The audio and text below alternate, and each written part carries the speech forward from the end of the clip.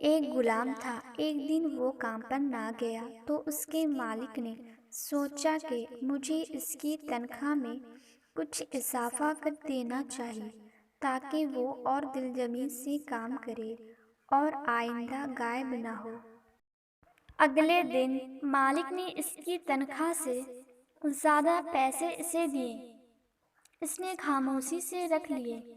لیکن کچھ دنوں بعد وہ دوبارہ غیر حاضر ہوا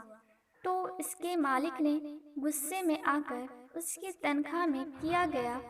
اضافہ ختم کر دیا اور اس کو پہلے والی تنخواہ ہی دی۔ غلام نے اب بھی خاموشی اختیار کی تو مالک نے کہا، جب میں نے اضافہ کیا تو تم خاموش رہی، اور اب جب کمی کی تو پھر بھی خاموش ہو کیوں؟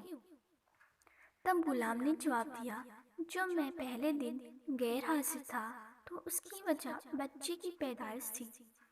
اور آپ کی طرف سے تنخواہ میں اضافے کو میں نے وہ رزق خیال کیا جو وہ اپنے ساتھ لے کر آیا،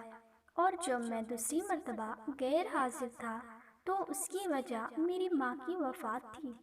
اور آپ کی طرف سے تنخواہ میں کمی کو میں نے وہ رزق خیال کیا جو وہ اپنے ساتھ واپس لے گئے۔ پھر میں اس رزق کے خاطر کیوں پریشان ہوں